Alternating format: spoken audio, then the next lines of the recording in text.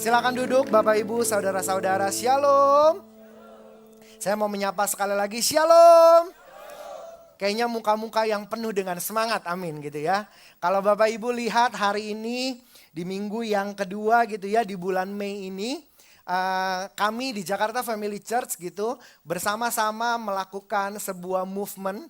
Bagi saya ini bukan event tapi ini sebuah kegerakan, yaitu bicara tentang family cell. Sama-sama katakan family cell.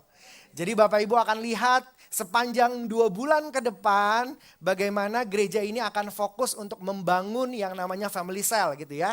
Jadi Bapak Ibu jangan heran kalau selama 2 bulan ini apa yang disampaikan, apa yang dikemas, apa yang sudah dipersiapkan semuanya membantu setiap kita untuk bertumbuh di dalam Tuhan melalui family cell. Amin.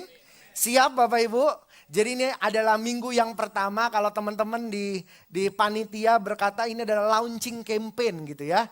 Ini adalah launching campaign untuk bagaimana kami mau mengaktifasi setiap kita, bukan hanya jemaat tapi seluruh pengerja, seluruh pengurus, seluruh tim penggembalaan yang ada untuk sama-sama bisa terlibat dan bertumbuh di dalam family cell. Yang siap dan semangat katakan yes. Oke. Multimedianya mohon dibantu dari belakang aja ya. Boleh dibantu? Oke. Boleh slide-nya dikeluarkan. Jadi kalau Bapak Ibu suka dengan sebuah tema atau sebuah judul khotbah, hari ini saya mau kasih tema adalah 991. Sama-sama katakan 991. Ini bukan emergency call, bukan 911, tapi saya mau katakan ini sama pentingnya dengan 911 gitu ya. Jadi apa yang hari ini kita bicarakan tentang 991 ini tetap bicara tentang family cell gitu ya. Apa sih gitu ya, dari tadi pagi udah banyak yang ribut gitu ya. Teman-teman yang pakai baju warna biru dan baju warna pink di belakangnya ada tulisan 991 begitu ya. Bapak Ibu mungkin nanya ini apaan, ini apa Bu Esther mulai sekarang ikut dalam kepolisian gitu ya, jadi tim sigap tanggap gitu kan. Bukan Bapak Ibu ya, jadi hari ini mau dijelaskan di dalam firman Tuhan hari ini begitu ya. Apa sih ngomongin tentang 991 gitu ya. Mari kita buka Alkitab kita sama-sama di Lukas pasal yang ke-15 ayat 1 sampai dengan yang ke-9. Saya sudah bantu coba untuk tampilkan di layar multimedia, Bapak Ibu bisa lihat. Ini bicara tentang perumpamaan tentang domba yang hilang. Sama-sama katakan domba yang hilang. Jadi kalau Bapak Ibu pernah mendengar cerita ini gitu ya, pasti Bapak Ibu udah mulai tahu, oh maksudnya 991 itu apa begitu ya. Mari kita baca, saya akan bacakan, Bapak Ibu perhatikan gitu ya. Di ayat yang pertama berkata, para pemungut cukai dan orang-orang berdosa biasanya datang kepada Yesus untuk mendengarkan dia. Dikatakan di ayat yang kedua, maka bersungut-sungutlah orang-orang Farisi dan ahli-ahli Taurat, katanya ia menerima orang berdosa dan makan bersama-sama dengan mereka begitu ya. Jadi Tuhan mendapat sebuah pertanyaan cobaan lah kurang lebih begitu. Di ayat ketiga lalu ia mengatakan perumpamaan ini kepada mereka.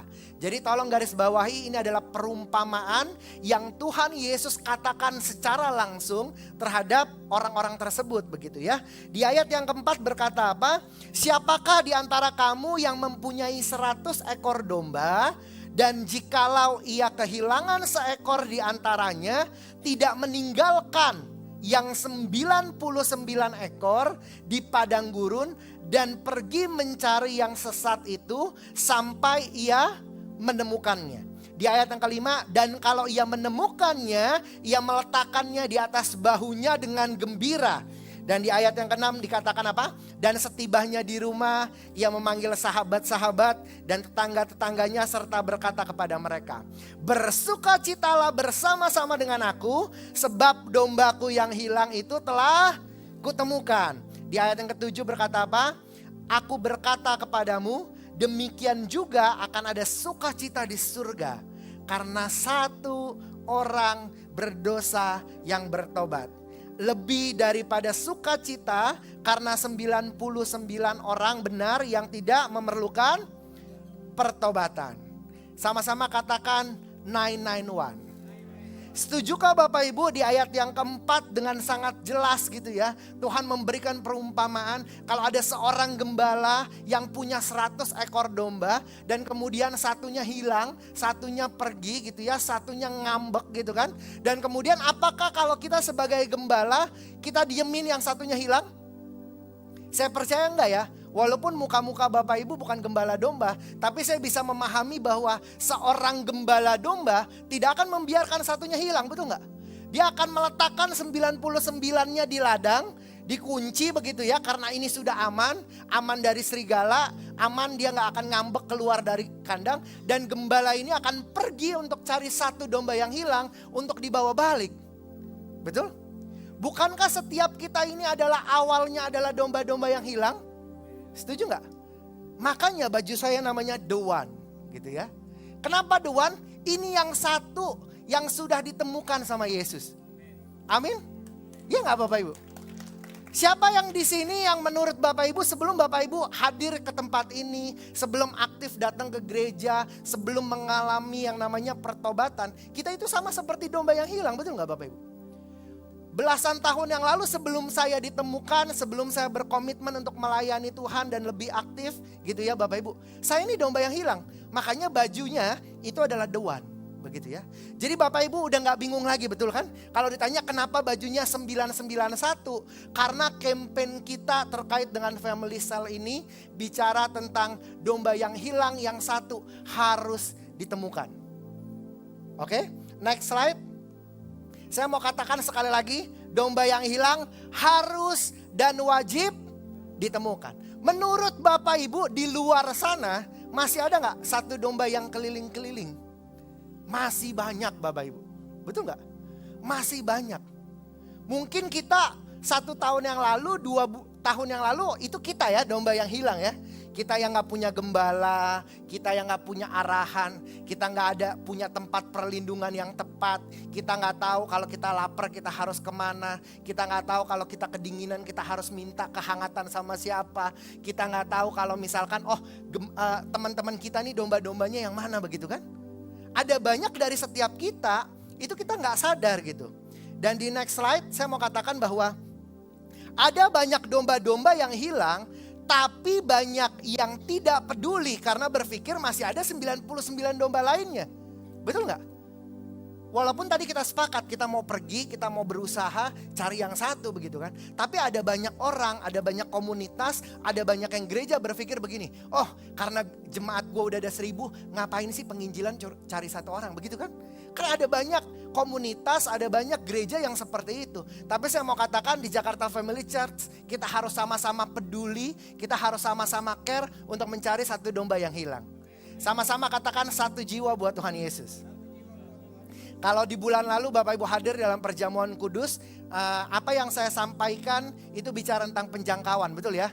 Bapak Ibu masih ingat ada satu ikan yang di dalam akuarium yang saya bawa gitu ya. Kita harus sama-sama memindahkan kalau ada ikan yang keluar dari zona nyaman, kalau ada ikan yang keluar dari akuarium itu kita harus sama-sama yang berkorban mengambil ikan itu untuk masukkan ke akuarium karena itu adalah air kehidupan begitu kan? Sama halnya dengan hari ini kalau kita bicara tentang 991 gitu ya. Saya percaya ada banyak domba-domba yang hilang yang masih harus ditemukan. Seberapa banyak kita yang mau jadi gembala yang baik katakan Saya percaya mulai minggu depan gitu ya. Ada banyak domba-domba yang hilang ada di tempat ini begitu ya. Amin. Dan hari ini saya mau ajak kita sama-sama untuk meneladani perumpamaan apa yang diberikan Tuhan Yesus sama kita hari ini begitu ya Bapak Ibu ya. Kita harus mencari domba yang hilang. Tadi kita udah sepakat ya. Caranya bagaimana? Saya mau katakan hal yang pertama yang harus kita lakukan di next slide adalah kita harus pastikan dulu bahwa kita bukan domba yang terhilang. Iya dong. Jangan sampai kita masih statusnya sekarang jadi domba yang terhilang. Kita gak akan bisa fokus cari domba yang hilang. Gak mungkin orang buta menuntun orang buta. Gak mungkin orang yang gak pernah mengalami Tuhan bisa membuat orang lain mengalami Tuhan. Gak mungkin orang yang tidak terlibat di dalam family cell bisa mengajak orang untuk mengalami Tuhan di dalam family cell.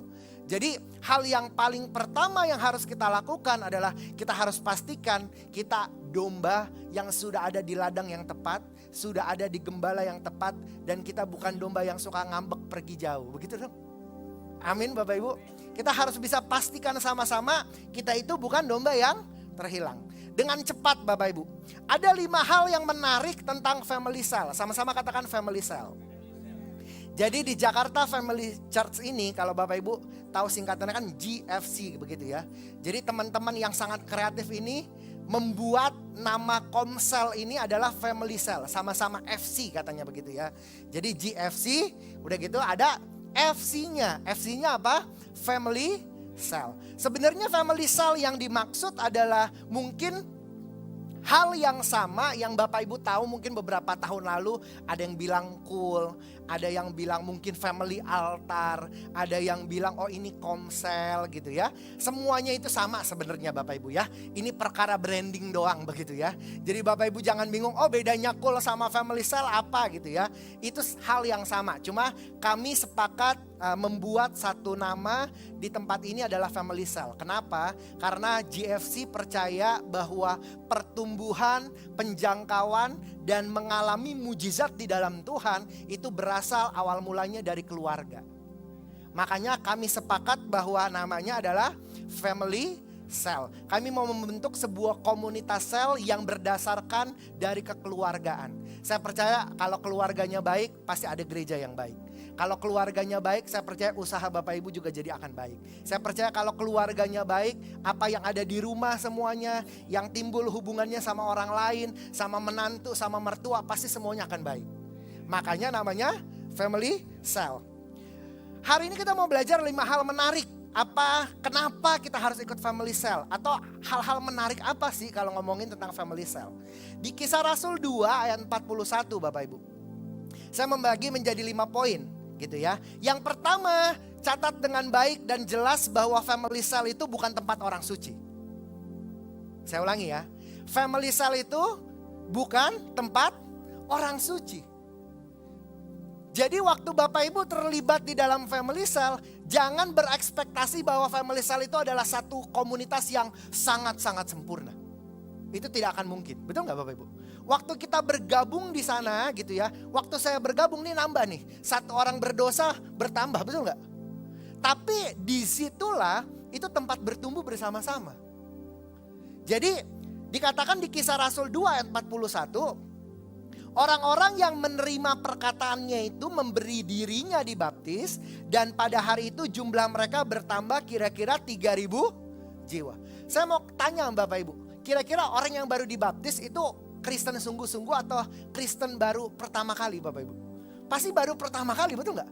Dia mendedikasikan dirinya untuk dibaptis. Kira-kira waktu peristiwa ini terjadi 3.000 orang Bapak Ibu. Saya percaya ini semuanya orang Kristen mula-mula, betul nggak? Belum ada nih yang khotbah KKR belum ada. Yang udah senior ikut KOM 400 belum ada nih pasti. Ini semuanya belum pernah ikut KOM lah begitu ya. Belum tahu tentang firman Tuhan yang jelas apa. Cuma memang sudah mendedikasikan dirinya bahwa dia mau ikut dalam penyertaan Tuhan begitu kan. Tapi semuanya belum jelas. Saya mau kasih tahu itulah yang namanya family cell. Gaya hidup jemaat mula-mula itu seperti ini Bapak Ibu. Jadi kalau hari ini kita mau belajar dari seorang yang namanya Paulus bicara tentang bagaimana menjadi jemaat mula-mula, kita harus tergabung di dalam family cell. Karena di luar family cell kita akan lebih sulit untuk bertumbuh. Di luar family cell kita akan lebih sulit untuk menuju yang namanya kesempurnaan yang Tuhan inginkan dalam kehidupan kita. Jadi kita harus sama-sama meyakini yang pertama adalah family cell itu bukan tempat orang suci. Jadi kalau Bapak Ibu berpikir begini ya, nanti setelah ini akan ada banyak ketua family cell leader yang akan mengajak Bapak Ibu tergabung di dalam family cell. Jangan bilang begini, waduh itu serem tuh ketua FC-nya Bu Reni gitu ya. Ntar saya dihakimi gitu ya, enggak ada. Di dalam family cell semuanya sama-sama belajar. Amin. Kenapa sama-sama belajar? Karena gak ada orang yang suci di dalam family cell. Makanya saya pribadi mau mengajak Bapak Ibu tergabung di dalam family cell. Apa yang membuat saya bertumbuh adalah ketika Bapak Ibu join dalam family cell dan kita berproses bersama di dalam family cell. Sepakat Bapak Ibu? Dan kemudian poin yang kedua, family cell adalah tempat untuk belajar firman Tuhan. Di ayat 42 dikatakan apa? Mereka bertekun dalam pengajaran rasul-rasul dan dalam persekutuan. Dan mereka selalu berkumpul untuk memecahkan roti dan berdoa. Jadi gaya hidup jemaat mula-mula itu, dia selalu berkumpul, bertekun dalam pengajaran dan dalam persekutuan. Jadi belajar firman Tuhan itu yang paling efektif bukan waktu pergi ke bait Allah. Tolong digarisbawahi.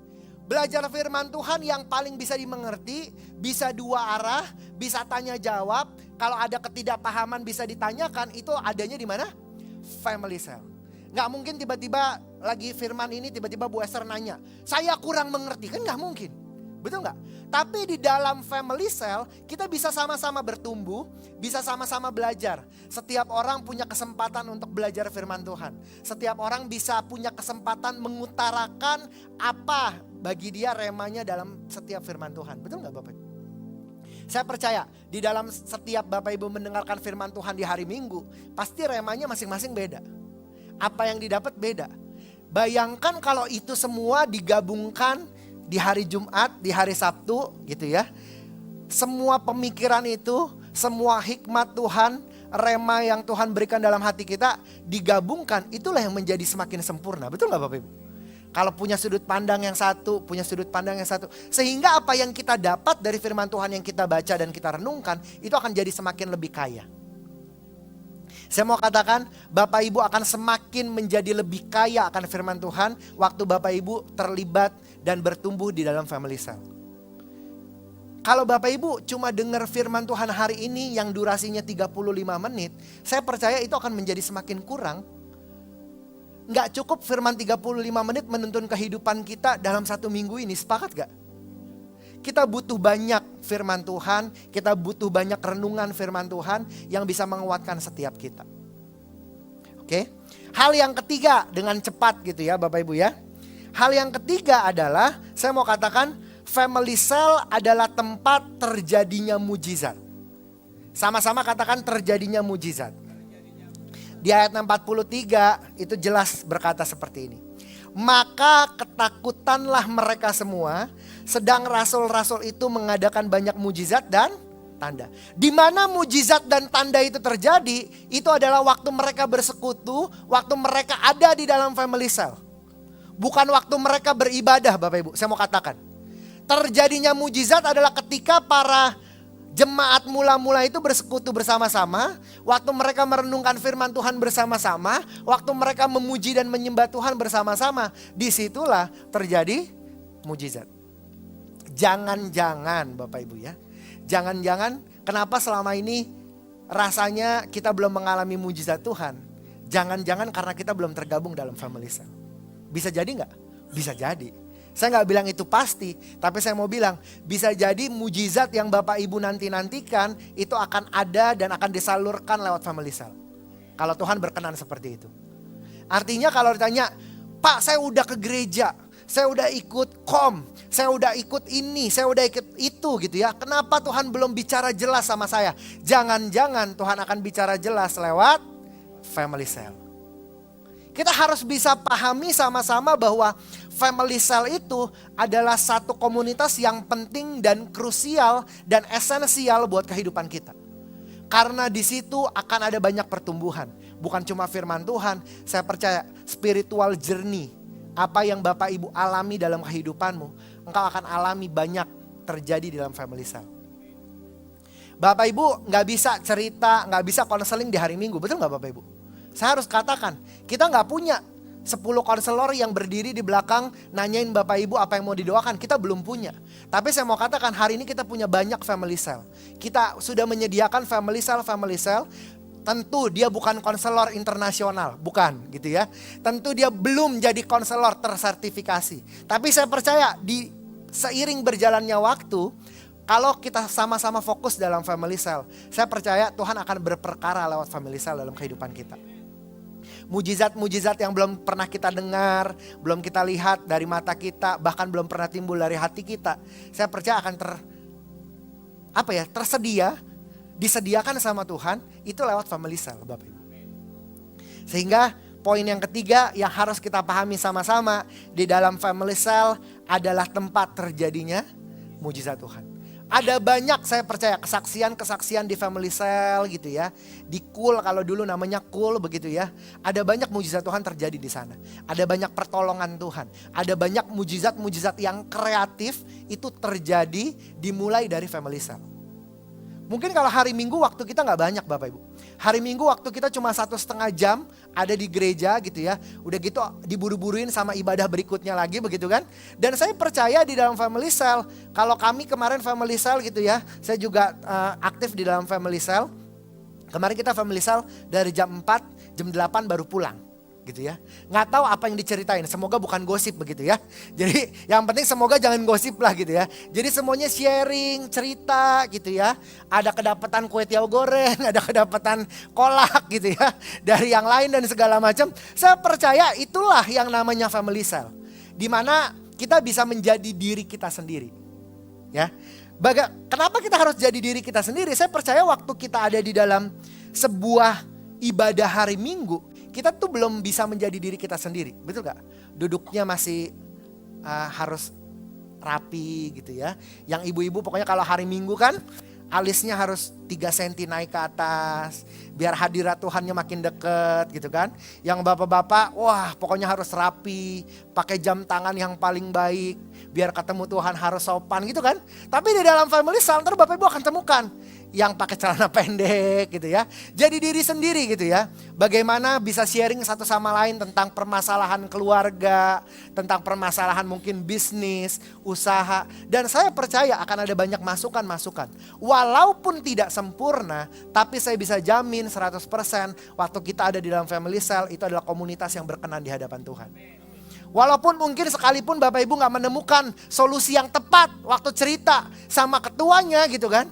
Tapi percayalah Tuhan berkenan atas persekutuan itu. Karena Tuhan tulis dalam ayat ini. Amin Bapak Ibu. Itu hal yang ketiga. Saya masuk poin yang keempat Bapak Ibu. Bicara tentang family cell. Family cell adalah tempat unity. Sama-sama katakan tempat unity. Di ayat 44. Dan semua orang yang telah menjadi percaya tetap bersatu. Sama-sama katakan tetap bersatu. Dan segala kepunyaan mereka adalah kepunyaan bersama. Saya katakan amin gitu ya. Di ayat 45. Dan selalu ada dari mereka yang menjual harta miliknya. Lalu membagi-bagikannya kepada semua orang sesuai dengan keperluan masing-masing. Di ayat yang ke-46. Dengan bertekun dan dengan sehati. Mereka berkumpul tiap-tiap hari dalam bait Allah. Mereka memecahkan roti di rumah masing-masing secara bergilir. Dan makan bersama-sama dengan bergembira. Dengan gembira dan dengan tulus hati. Jadi di ayat yang ke-44 mengatakan bahwa family cell, komunitas itu adalah tempat untuk kita sama-sama bisa belajar unity. Amin gak Bapak Ibu? Belajar unity itu bagi saya sulit. Gitu ya. Bagaimana kita bisa sama-sama tetap bersatu gitu ya. Ada banyak gereja ibadahnya bareng-bareng tapi hatinya gak bersatu. Untuk membuat ada nilai unity di dalam sebuah komunitas itu tidak mungkin bisa dilakukan hanya lewat ibadah hari Minggu. Saya mau katakan. Gak mungkin kesatuan hati antara saya dan Pak Robert itu bisa terbentuk cuma gara-gara shalom 5 menit. Itu tidak akan mungkin terjadi. Setuju gak? Bisa ya Om ya, karena kita udah kenal lama ya Om ya. Beda cerita begitu ya. Tapi saya percaya ibadah hari Minggu itu tidak cukup waktu untuk membuat kita semakin unity. Unity itu berbeda-beda tapi dalam satu visi yang sama. Sepakat gak Bapak Ibu? Nah saya ada ilustrasi sebentar bicara tentang unity. Saya udah bawa payung yang banyak gitu ya. Boleh tolong payungnya diambil. Nah, ini semoga membuat Bapak Ibu bisa lebih memahami dan mengerti bahwa pentingnya unity dalam kehidupan kita, begitu ya. Oke. Ayo cepat durasi loh ini. Ntar saya di gini-gini nama yang di belakang ya. Oke. Taruhnya sini. Tuh timernya sudah berjalan ya. Oke Bapak Ibu. Lama ya dia ya. Ayo lebih cepat dong. Oke, ntar saya diburu-buruin nama yang di belakang gitu ya. Nah, saya percaya Bapak Ibu, dalam yang namanya unity itu bisa digambarkan dengan sebuah payung begitu ya. By the way, ini istri saya yang cantik ya, namanya Felis. Dia biasanya suka ke sekolah minggu gitu ya. Jadi hari ini dia menemani saya di dalam firman Tuhan gitu ya. Dan saya percaya yang namanya komunitas itu seperti payung ini, betul nggak Bapak Ibu? Kalau ngomongin unity itu bukan satu warna. Unity itu berbeda-beda tapi di dalam satu visi yang sama. Unity itu different but in one vision. Yang namanya unity itu mungkin bisa beda-beda begitu ya. Ada yang kemampuannya beda, talentanya beda gitu ya. Karakternya beda, ada yang melankolis, ada yang pragmatis, ada yang emosi jiwa banget begitu kan. Pasti ketemu ya. Di dalam sebuah komunitas kan ada banyak lah begitu ya. Ada yang sangat bersemangat, antusias, ada yang agak introvert dikit begitu ya. Itulah yang namanya komunitas. Di dalam sebuah komunitas atau di dalam sebuah gereja, walaupun berbeda-beda, nggak semua gembalanya, nggak semua tim penggembalaannya sama, pasti begitu kan? Ada yang ganteng, ada yang lebih ganteng begitu kan? Pasti kan akan beda-beda Bapak Ibu ya. Namanya juga sebuah komunitas, ada kekurangan dan ada kelebihannya masing-masing. Tapi yang saya tahu dan yang saya yakini di dalam sebuah komunitas yang jelas itu ada perlindungan. Betul nggak? Walaupun beda-beda warna, walaupun hasilnya mungkin resultnya beda-beda, tapi ketika ada badai, ketika ada hujan, minimal ada perlindungan. Betul nggak? Ketika ada orang yang mau masuk dalam kehidupan kita nggak berkenan, ketika iblis mau mulai intervensi kehidupan kita, minimal kita ada di satu payung yang sama. Walaupun semuanya beda-beda. Saya mau katakan bahwa ada payung yang lain nggak?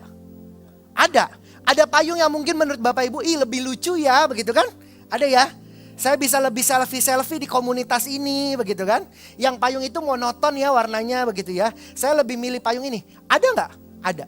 Ada banyak komunitas, ada banyak gereja yang mungkin jauh lebih menarik dari Bapak Ibu. Oh, itu kayaknya soalnya parkirannya gratis gitu ya. Kalau di Geraha Kencana parkirannya masih bayar gitu ya. Nah kan bisa macam-macam nggak? Ada payung yang, ada orang yang sukanya ngeliatin gini, oh ini komunitasnya hitam gitu ya. Saya sukanya yang berduka-berduka Pak gitu ya.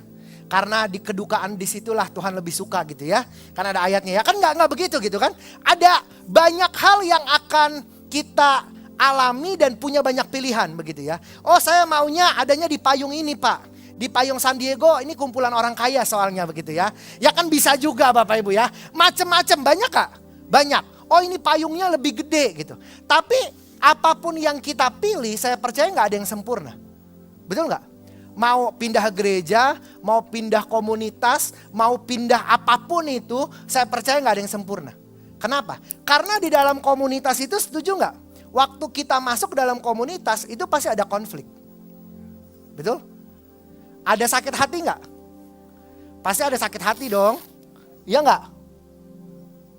Apa cuma itu doang penyakitnya di dalam komunitas? Ada yang nggak punya waktu, ngerasa pokoknya gue paling sibuk, ada nggak? Ada, sehingga jadinya gak unity dong. Ya kan? Ada yang ngerasa pernah sakit hati gara-gara FCL-nya gak ajak saya, gak ingetin saya datang family sale, begitu ya. Jadi sakit hati ada gak? Ada, begitu ya. Ada yang mungkin karena masalah keuangan gitu ya.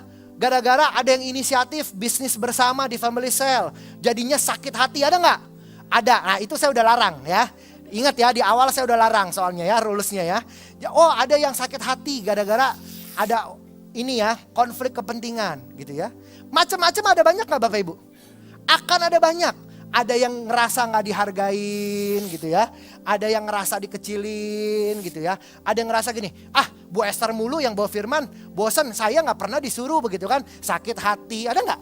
Akan ada banyak kekurangan-kekurangan itu di dalam semua komunitas.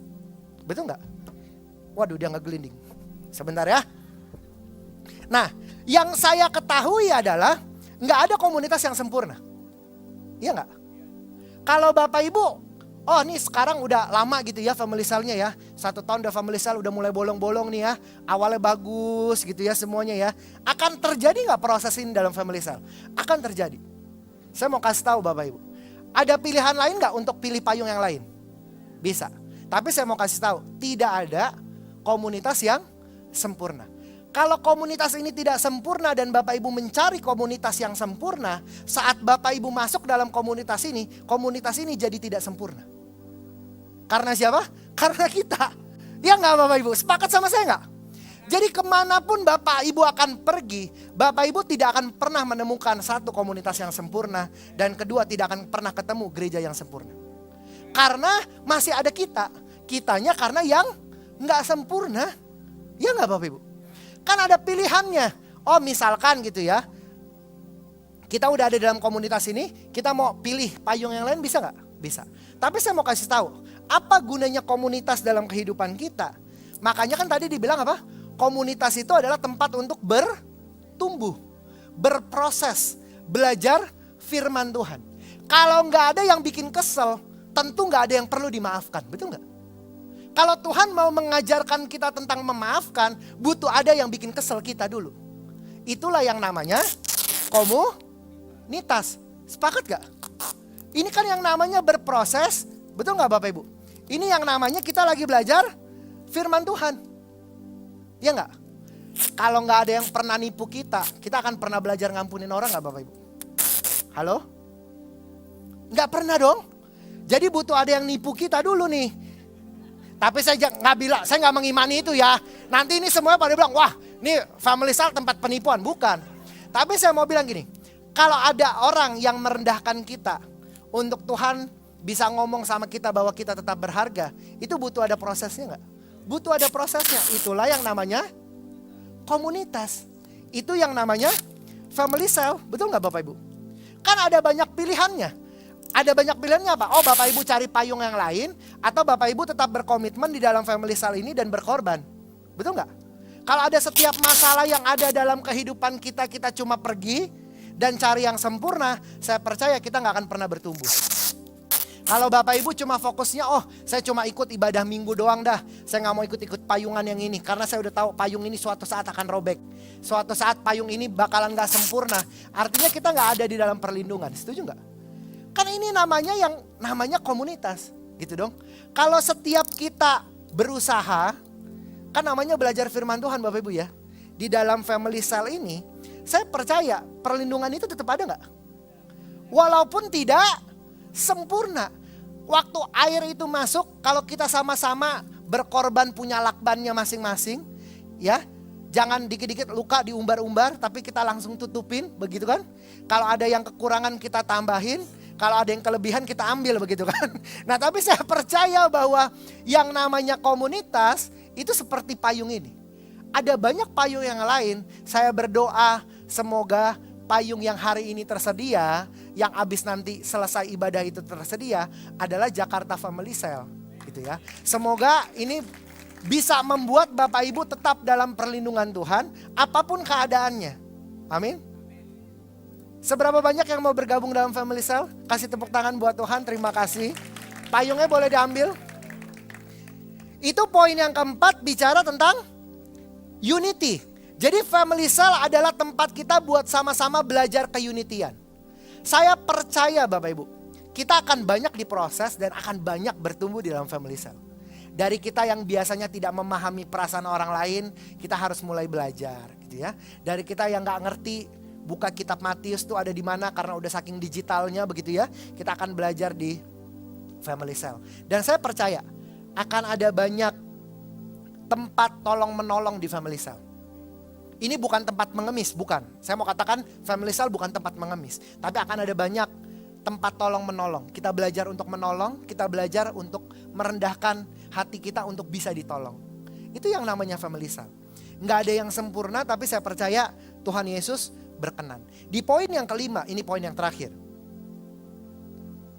Family cell adalah tempat menemukan satu domba yang hilang. Di ayat 47 berkata dengan jelas, ini adalah satu kesukaan bagi saya tentunya gitu ya. Dikatakan apa? Sambil memuji Allah dan mereka disukai semua orang. Bayangin. Jadi satu family cell dimanapun dia berada, dia disukai sama orang Bapak Ibu. Jadi kalau ada 10 anggota family cell, 10-10-nya yang ada di sekolah disukai, yang ada di kampus disukai orang, yang ada di pekerjaan disukain orang, yang kalau dia jadi bos tuh gak dikatain kayak bos Firaun begitu ya. Pokoknya akan ada banyak orang-orang yang menyukai kita. Saya mau katakan ini menyimpulkan bahwa waktu kita masuk di dalam family cell, waktu kita bertumbuh di dalam family cell, bukan hanya ada perkenanan Tuhan, tapi perkenanan dari manusia akan muncul. Betul gak Bapak Ibu? Itu jelas di Alkitab catat. Dan dikatakan, dan nih bonusnya luar biasa. Dan tiap-tiap hari Tuhan menambah jumlah mereka dengan orang yang diselamatkan. Setuju ini adalah domba yang hilang, Tuhan akan kasih kepercayaan buat setiap kita. Ketika kita ada di dalam sebuah family cell, itu sama seperti kita menyiapkan ladang domba Bapak Ibu. Kalau kita gak pernah siapkan hari-hari ini, Tuhan gak akan pernah kirim satu domba yang hilang. Tuhan gak akan pernah kirim dan Tuhan gak akan pernah percayakan satu domba yang hilang. Tapi waktu kita ada sama-sama bergandengan tangan, kita unity, kita yakin bahwa kita mau punya satu visi, kita mau bertumbuh dan kita mau memenangkan satu domba yang hilang, satu domba yang hilang, satu domba yang hilang. Tuhan akan kirimkan domba-domba itu untuk masuk di dalam komunitas kita dan gereja kita. Saya rindu bahwa Jakarta Family Cell bisa dipakai sama Tuhan lewat ayat ini. Bagaimana setiap jemaat yang di sini disukai oleh semua orang. Artinya hidupnya berkenan di hadapan manusia maupun di hadapan Tuhan. Saya rindu di dalam kehidupan kita di jemaat Jakarta Family Church ini, Tuhan juga berkenan atas kehidupan pelayanan kita. Kehidupan kerohanian kita. Di mana Tuhan bisa mulai tambahkan mungkin sepupu kita yang belum kenal Tuhan. Kalau diajak ke gereja kan susah. Kalau diajak makan bakmi bareng di family cell gampang gak? Gampang. Betul gak? Ini adalah satu wadah yang tepat. Satu wadah yang lebih efektif bagi penuaian jiwa.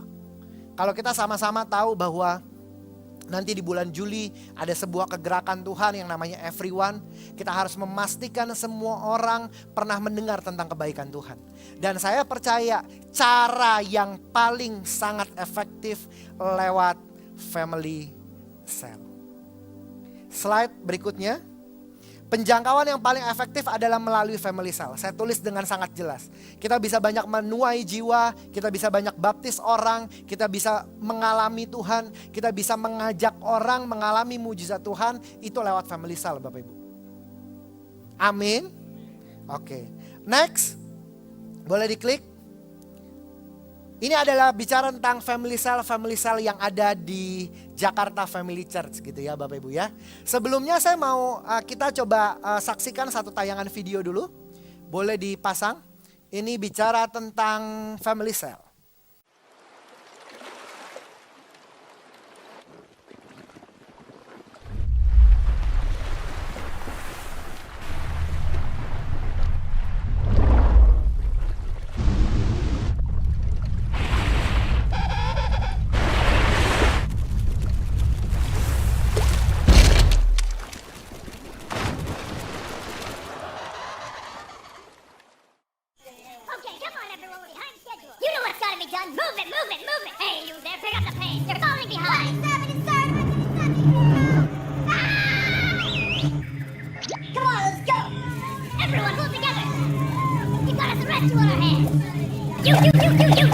Ini ketua family cell-nya ya.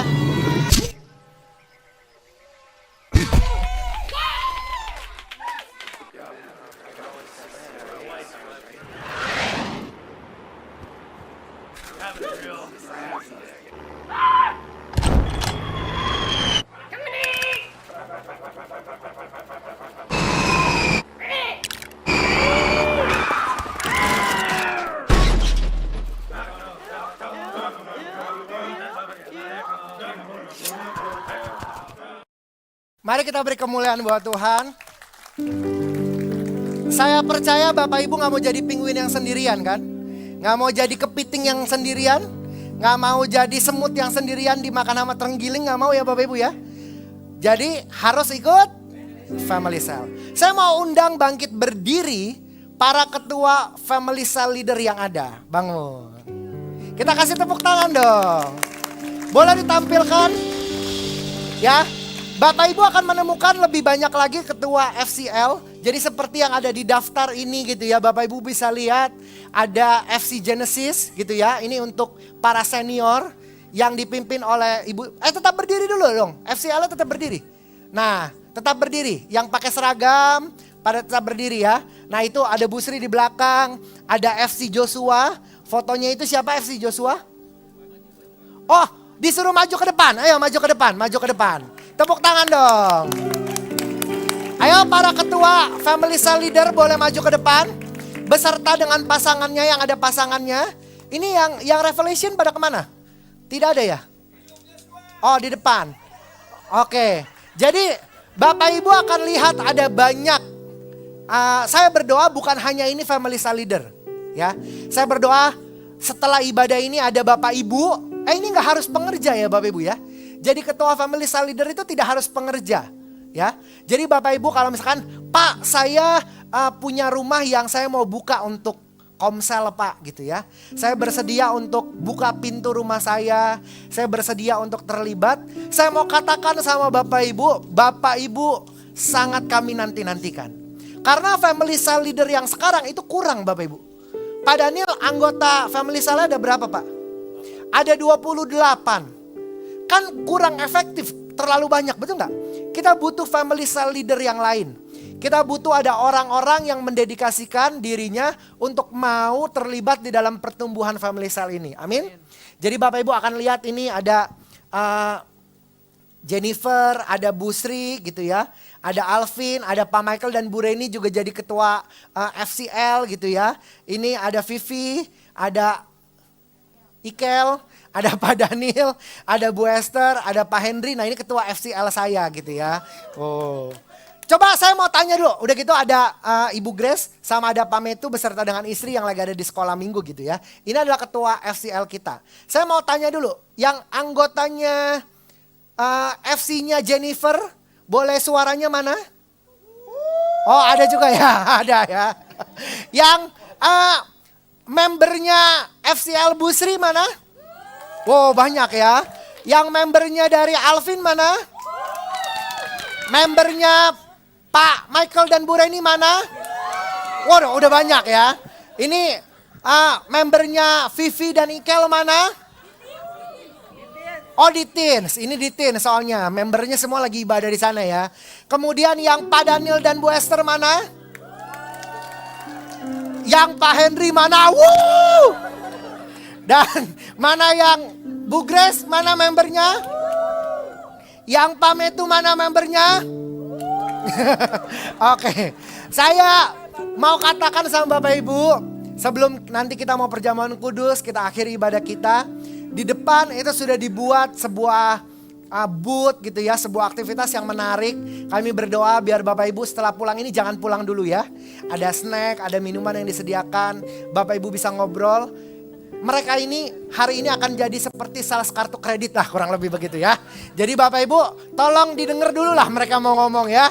Jadi Bapak Ibu akan diminta waktunya mungkin 5 menit, 10 menit. Jangan pulang dulu, bisa ngobrol, fellowship bersama. Siapa tahu yang rumahnya dekat Pak Daniel bisa masuk dalam komunitas ini. Siapa tahu yang mungkin ada anaknya seusia masih anak muda gitu ya, bisa diarahkan masuk ke dalam family cell ini. Dan saya percaya di dalam family cell ini ada mujizat Tuhan dan ada kehendak Tuhan. Dan Tuhan akan berperkara dalam family cell di Jakarta Family Church. Mari kita bangkit berdiri sama-sama, boleh silakan kembali ke tempat.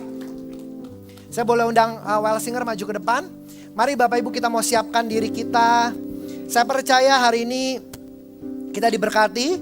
Dan saya berdoa kita sama-sama Bapak Ibu menyadari bahwa kita butuh payung yang tepat walaupun tidak sempurna. Biar kita ada perlindungan yang jelas dari Tuhan.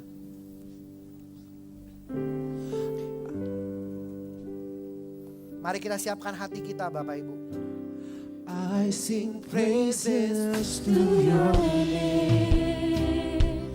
Oh Lord, praises to your name.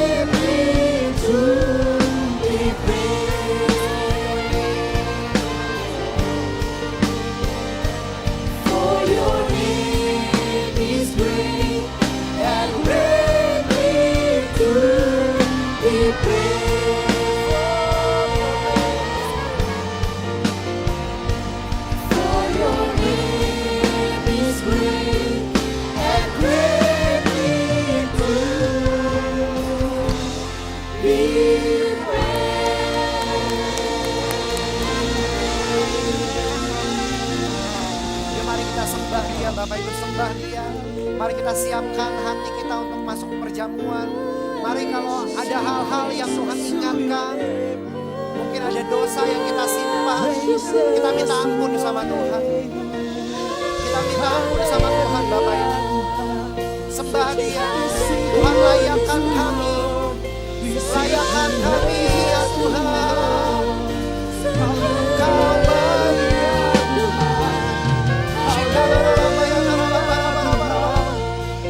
layakkan setiap kami ya Tuhan. Layakkan setiap kami.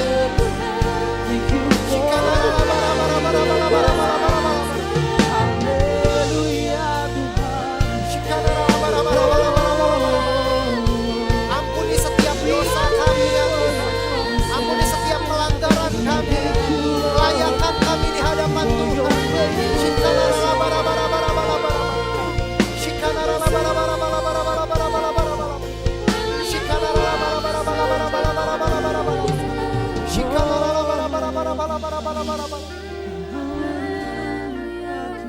Layakkan kami ya Tuhan, layakkan kami ya Tuhan. Mungkin kami seperti satu domba yang hilang. Mungkin kami sering lari dari Tuhan. Ampuni kami ya Tuhan, ampuni kami ya Tuhan. Terima setiap pertobatan kami ya Tuhan. Kami tahu Engkau akan bersuka cita ya Tuhan. Karena satu domba yang hilang ini sudah ditemukan. Tuhan ampuni kami ya Tuhan. Layakan kami ya Tuhan. Kami yang gak layak ini Tuhan, layakan kami sehidangan dengan Tuhan.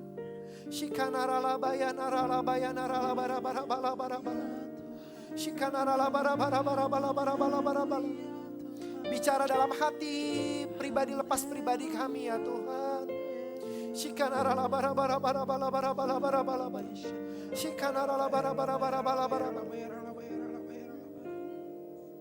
Kami mau persiapkan hati kami ya Tuhan, untuk terus ya Tuhan kami bisa sehidangan dengan Tuhan. Mari Bapak Ibu silakan duduk, perjamuan boleh dibagikan. I sing praises to your name, oh Lord, praises to your name, oh Lord, for your name is great and greatly to be praised. I sing praises to your name, oh Lord, praises to your name, oh Lord, for your name is great and greatly to be praised. Adakah Bapak Ibu yang belum mendapatkan anggur? Bisa lambaikan tangan biar petugas kami bisa memberikan. Mari jika kita sudah terima, mari saya undang kita bangkit berdiri sama-sama Bapak Ibu.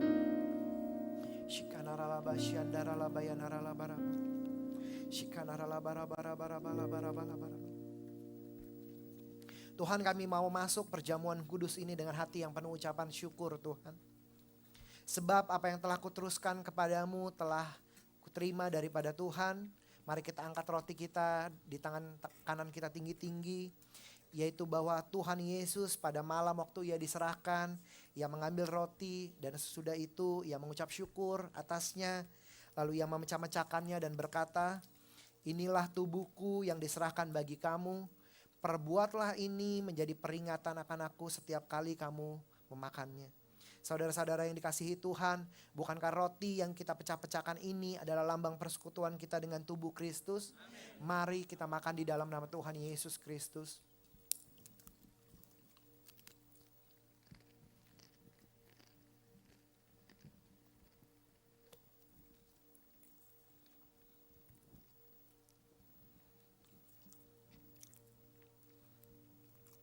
Mari kita persiapkan anggur kita.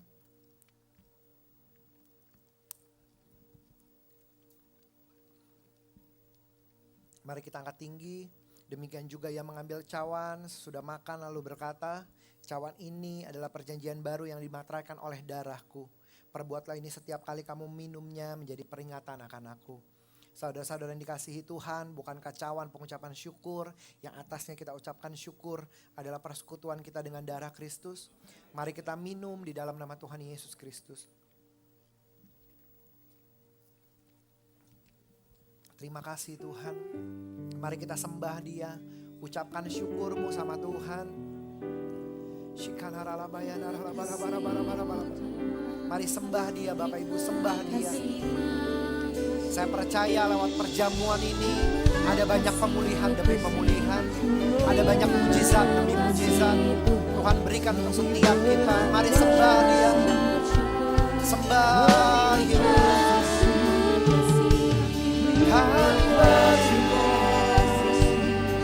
Kami bersyukur Tuhan, Kau Allah yang baik, Kau Allah yang baik. Kami bersyukur. Mari naikkan penyembahan bersama Tuhan. Terima kasih buat keluarga kami ya Tuhan. Terima kasih buat pekerjaan kami. Terima kasih buat usaha kami. Kami percaya kami diberkati oleh Tuhan. Kami percaya kami terima pengurapan yang baru. Kami percaya anggur yang baru ada dalam kehidupan kami. Kami percaya Kau sertai langkah-langkah kami. Kami percaya Kau akan memberkati kami. Kau akan berkati family cell di tempat ini. Kau akan buat mujizat demi mujizat di family cell ya Tuhan. Urapi kami ya Tuhan, urapi kami ya Tuhan. Mari kita angkat kedua tangan kita sama-sama katakan. Terima kasih Yesusku, terima kasih Yesusku. Puji syukur hanya bagi Tuhanku.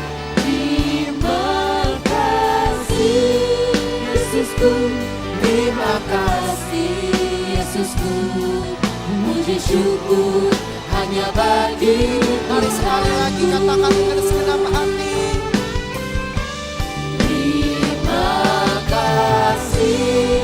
Yesusku, terima kasih Yesusku. Puji syukur hanya bagi Tuhanku. Terima kasih Yesusku, terima kasih Yesusku. Puji syukur hanya bagi Tuhanku. Puji syukur hanya bagi Tuhanku. Puji syukur hanya bagi Tuhanku. Mari kita berikan kemuliaan buat Tuhan. Kami percaya lewat perjamuan ini kami terima mujizat Tuhan. Kami percaya kami terima konfirmasi demi konfirmasi, jawaban doa, kesembuhan, pengurapan yang baru, minyak yang baru, bahkan perlindungan yang solid daripada Tuhan ada dalam kehidupan kami, bahkan keluarga besar kami. Kami bersyukur buat firman-Mu yang mengingatkan kami, ajar setiap kami punya kesadaran dan keinginan bahwa kami harus terlibat di dalam family cell ya Tuhan. Buat kami mulai mau bayar harga datang ke family cell. Buat setiap kami terus ya Tuhan haus dan lapar untuk ada di dalam komunitas yang benar di hadapan Tuhan. Makasih ya Tuhan buat firman-Mu, buat perjamuan ini kami bersyukur dan kami percaya setiap kami semuanya diberkati oleh Tuhan. Terima kasih di dalam satu nama yang hidup kami berdoa dan kami sudah diberkati. Haleluya. Amin. Silakan duduk Bapak Ibu.